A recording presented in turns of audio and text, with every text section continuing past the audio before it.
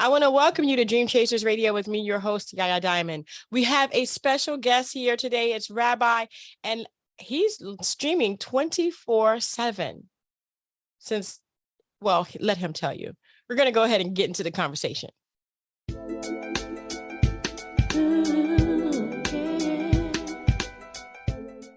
Instantaneously into any language. Entonces esto traduce cualquier cosa instantáneamente a cualquier idioma. Wow. Did you develop that yourself?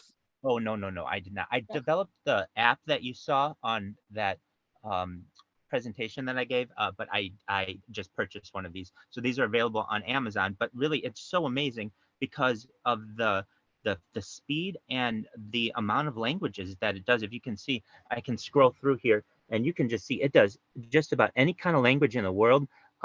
Everything, the first language that it has on here, man, it has a lot of them. It's probably like Albanian, I'm guessing, Wow. and the last one is like Zulu or something. It's really amazing. Afrikaans actually is the first one that it has. So Albanian is second. So it's really something that I feel like technologically perhaps people didn't know we had devices like this, and you're just Right. able to communicate instantaneously. I live in Southern California, and really more people speak Spanish here than they do English, and so to be able to have a device like this, I really feel like will change the world.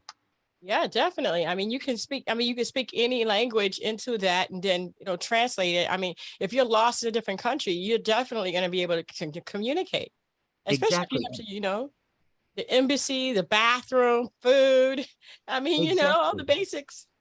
And yes, we have Google Translate like on our phone, but we never had one device that just you always had it. It was always ready. You didn't have to text anyone or you were on another phone. You could just it was really something that I thought was neat. Another thing that I think is very neat is this. It's called the USB lighter. Now this isn't mine, but it is something that I feel is a really important invention in society. So what is this? This is creating electricity using I'm sorry, it's creating an electrical current that can light things like a lighter, and you don't have to use combustion. And why this is important, particularly within Judaism, is for the electric car. See, within Judaism, generally we don't have combustion on Shabbat, so we can't drive. But inventions like this help to be workarounds that will really transform at least Judaism as I know it, but I think society as we know it too, because a lot of other people have these types of issues where perhaps you can't light something, you can't have combustion for one reason or another. You can't have smoke or something. It's a really nice piece of technology that I think is really neat. So that's another thing that I have. There are Wow. just some movements out there that I really I think they're just general movements, and I don't know why people won't talk about them anymore. World peace, first and foremost. When you were a kid, yeah, people talked about world peace. They had music about world peace. We were coming Yes. together. I mean, I was just singing your songs. So you had come together, Hmm. Beatles from 2021, and I just Right. duetted with you just right before this. You can see it if you watch my streams. And when you listen to those words, it's the Beatles come together right now over me, whatever that means, but come together. Nobody's doing that anymore. And so I really No. feel like providing a platform for people to be able to come with their concerns and things and really have a leader in society to be able to say, all right, well, let's try to have some type of cohesion and some kind of Right. discussion on world peace, because no one out there is talking about world peace. I haven't heard world peace in media being discussed perhaps this millennium. I mean, but it was being discussed in the 60s. Right. And it just kind of died down. Now it's like you're seeing people be persecuted for their skin, for their religion, for their this, for their that. And it's like, guys, we are on Earth. That means we are earthlings. That's right. And excuse me, you have a right to whatever you want to believe, but in the end, we're still people having an experience here. And I shouldn't be persecuted because of the color of my skin or my religion or where I'm from or my country. I mean, literally, that messes me up. You It know, bothers me. it It absolutely bothers bothers me. me. And one that I want to include in there is gender. Gender is not being Yes. discussed, and especially in technology. I have a trump card, so to speak. I mean to say I have a checkmate on all of technology right now. What is that? It generally discriminates against men and women based on the areola, on nipples. If I'm on YouTube right now and I show nipples on YouTube, I don't get in trouble as a man, but if I'm a Right. woman, I lose my stream. I lose my way to produce for myself. And if I have a wife or I have daughters and just an accident happens where some piece of their skin shows, they lose their ability to provide for themselves, and then they can't even appeal their suspension over something so little as Yeah. skin. Yeah. I can't stand discrimination based on color or of Yeah. anything on skin. Yeah. It's really an organ of the body. And It so really is. for women, for people of color, I'm here for everyone. I mean, as much as I can be. Right. In the natural sense, a woman's breasts are not sexual. No, They're for the baby. exactly. I mean, Exactly. we have sexualized an organ that is milk producing, just like the udders of a cow. Exactly. And if a woman has to breastfeed their child in public, you got so many people, and I did that with both my children, and it's so important that you do that, whether you pump or whether you do it naturally. It's so important because that milk is specially made for your baby. Because what your body does is when the baby sucks, the body determines, oh, the baby's sick. It needs more of this. It needs more of that. That's what the breasts are for. It Not that adapts you're going to essentially flaunt to what it, your baby.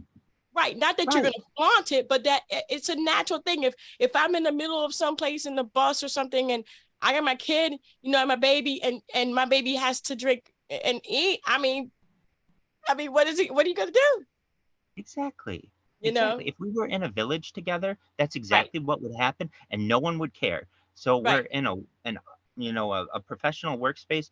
I understand. Me, I mean, frankly, I'd be fine anywhere. You want to do it in the boardroom? That's absolutely fine. It's like sneezing to me. It's like a natural thing. If you may had to do it, you got to do it. But right. lactation rooms are very, very important, and putting those in the workplace. I mean, I'm a big advocate for that, and not just, oh, we have one. No, it has to be wherever you have people ever. It has to be like a restroom because you're Mm-hmm. going to have people who have Yes, children, and they shouldn't see it as a negative on their professional career. And I really feel definitely. like I'm very much an advocate for women, and I'm very much an advocate for people just skin, not just any kind of skin. I don't think you should be able to discriminate against it, but I don't think it's that big of a deal. Meaning like Right. it's skin, just as we discussed. Yep. So those are a couple points that I have. Other things that I have are like technological advances that we talked about. Right. Really, I feel as if this gives people a platform to be able, well, in my opinion, to study humanity in a way that we've never studied humanity before. If you've ever seen the Jim Carrey movie, The Truman Show, where Yes. the world just watches this person and falls in love with them and grows bonds with them, I really feel like that's exactly what's going to happen. I had a podcast this morning with someone in Australia, and they said to me, "You're going to be the biggest celebrity in the world." And it's absolutely true. I have more content online than any person in mankind. And what does that mean? Content is king. Bill Gates coined it in 1996. What I find is a Sumner Redstone distribution is a hard thing to get it out, to get the word, because there's so much out there to be able to Yeah. get through. But being on podcasts and talking to people and really making real connections, I feel is much better than just a social media post or something. Not that that doesn't help, but Right. I can tell we're talking about world peace here. People haven't, your listeners, perhaps maybe you talk about it all the time. And if you do, that's wonderful. I want to keep advocating for that. And but they're going to hear things that they haven't perhaps heard before. And really, I have no fear. I don't feel like anyone should be able to tell me what to say, what I can say or what you can say. Sticks and stones may break my bones, but words may never hurt me. And it's just like whatever you want to say, and I want to hear it, because I can tell you I've changed a lot in my life. And Mm-hmm. maybe I had one opinion when I was young, and it's changed now because of all kind of knowledge, information, all kinds of things. I think everyone has those kinds of things, and people can share the journey, and to be able to do it online and not just one camera angle. It's 360 degrees, so you can watch basically from above, you can watch from the sides, you can watch me. I mean, if you want, I go to the bathroom I take showers, I eat, sleep, everything on some kind of social media. So YouTube's tough to shower because of the nudity issue. So I'll take like a phone into TikTok and just do it that way. But really, I try to make it so that I have absolutely um no boundaries. I want people to be able to see there's no filter, and I have no fear. I have no relationship with any person of the past where I feel like they're going to come back or I've ever done them wrong. I'm quite proud of the relationships that I've had with people, and hopefully one day they'd be able to say, we knew him when he was only, just a little guy, so to speak, before he started this and really started trying to help the world. So, I mean, to conclude, that's, I would say, overall, I want to help world peace. I want people out there to know that they have a voice, especially if they feel like that perhaps they were maybe a person of color or someone who was a minority of any kind in society. I'm also the first LGBTQ plus Orthodox rabbi. Now, what does that mean?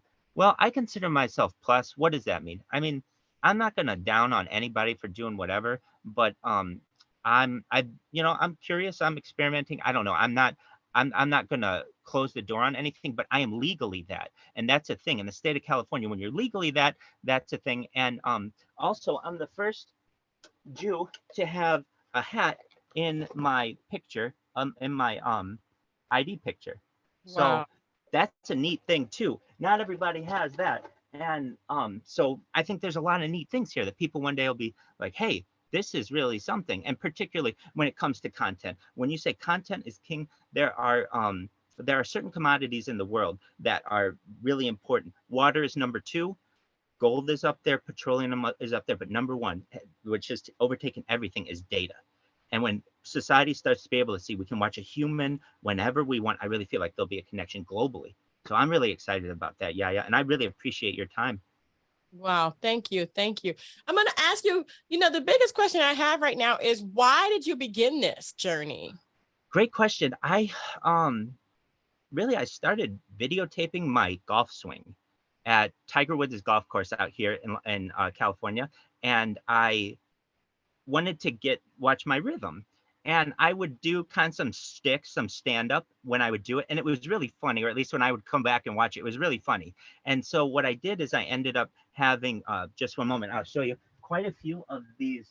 Um, in fact, just hundreds of these little uh, memory discs. So I have, on top of everything that I have uploaded, I have memory discs for me golfing and being all over California.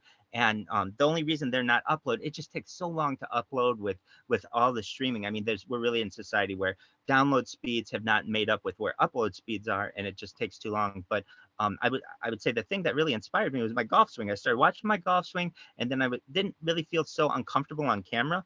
And then I came home one day, and I think one of my cameras probably was still going. I was like, well, let's see what happens. There was not one day where I felt like I had to start streaming. I remember reluctantly doing it. And the funniest thing I think is my original streams. I'm in a suit and tie. I'm in a black hat. I'm very, very formal and everything, just like everyone would be. And now here I am. I'm in my underwear. I'm in my shirt, and that's just how it is. And you would Yeah. find society would watch me through time just get more and more formal, essentially, because you Wow. get more and more comfortable with the camera as time goes. Yeah, definitely, definitely. So is this just going in your home or this is 24/7 you're saying? So do you go out anywhere? Do you go to I do. engagements? Do you go to Shabbos? How do you do this? I do Shabbos on camera. So every week we light candles. We do the blessing over bread. We do kiddush. We do wine. And then the next day we daven. I daven every single day. So I don tefillin, and I previous to this was COVID. So I was going to shul every single day. I went 666 straight days, and then COVID hit. And with everything that happened with shul during COVID, I started davening, or what's called praying, online. And so I'm able to watch service as I do it at home virtually every morning if I need.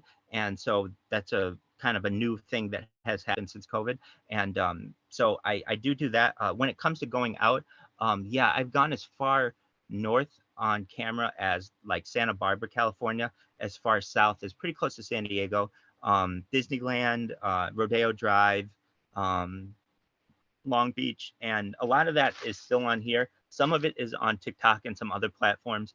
YouTube has an interesting thing that basically it won't let you just create videos and stream live if you don't have a lot of subscribers. So I had to build up some subscribers to before being able to do that. Last time I went out was I live in Irvine, so I went to a store in Irvine and I had it all on camera, and that was Sunday night, and then I'll go again tonight probably. And so you get to see me. I call those field trips, where you get to see me out and about, and it's really neat too because what I try to do is usually those places are pretty close. I have a car, but usually it's really hard to stream and drive, and you don't want to do it. It's pretty dangerous. So I try to walk there, and so you get the walk there, and my interaction with people, and it's very funny because the people who work at the stores know that I'm basically the guy who's always streaming and always going, and it's just become part of life, and it's really something I feel is really one day going to perhaps revolutionize society. I'm really excited for it.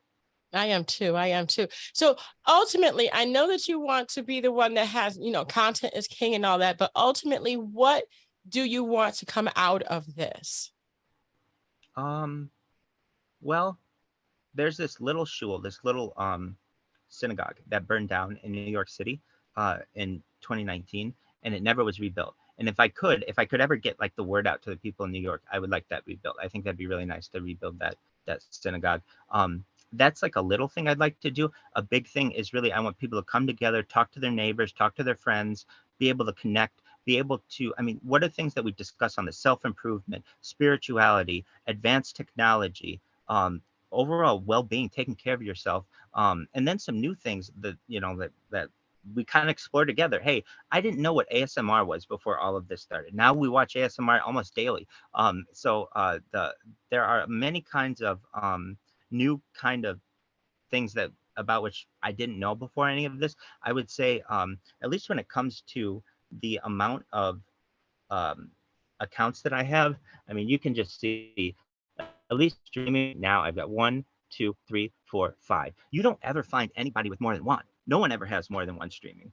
I have 5 going right now. And if you just type in hashtag Viral Rabbi into YouTube, you can always find me. Just search by live. They're always going. I have people who fall asleep to the stream. I have people who eat to the stream, all over the world, as far away as Australia, as close as California, and everywhere in between. The one issue that I have, since they're 24 hours a day, I don't always have someone in the stream. I always have someone in at least one of the streams, but there's not always someone in all 5 of the streams. So if you're ever in a stream like, oh, there's no one here, go to one of the other streams. There's probably someone there. So you'd be able to find someone. People make friends. People make connections. And I'm sure, you'll see how it is with networking. And when you're on social media, it happens very naturally. Yes, it does. It does. It does. Do you answer questions and do you go back and forth with people? Absolutely, especially in the chat. So Awesome. anything that anybody wants. In fact, if people really want to talk, it was like 2 a.m. last week, and somebody wanted to talk, and we just talked on the phone for like 2 hours, and they just wanted to ask questions. And their name is Wesley. Pardon me. They're from West Virginia. They moved there from Chicago. We heard about their whole story, and they follow me now. And but that's not why I do it. I want to hear what they have to say, and Yeah. it's somewhat entertaining to me, but I really want to help people. That's just something I generally want to do. Wow. Wow. Well, Rabbi, thank you so much for being on the show, man. There's just so much you're doing. And it's like, a lot of people don't realize that you can make a stand and your voice will be heard. Sometimes it's just something that happens. Exactly. That is I want amazing. to thank you. Thank you so much for your time. If I could ask your listeners and watchers, if you can go to hashtag Viral Rabbi in YouTube and filter by live, you'll always be able to find me. ViralRabbi.com is my website. Awesome. We're going to go ahead and put that in the description box below, as well as on the screen, so that you guys can find Viral Rabbi up there in the screen. Go ahead, check it out, subscribe, like, and then if you have any questions, I know some of you guys are going to have questions. Go ahead and go to that stream on YouTube and ask away. I'll answer immediately. Thank you so much, Yaya. No problem. And thank you guys so much for tuning in. Don't forget to dare to be different. Until next time, guys. Well, if you're watching Viral Rabbi, it's just until a couple of seconds, and then now it's to pass. And just keep going. All right. That's right. Thank you. And have a wonderful day, guys. Bye.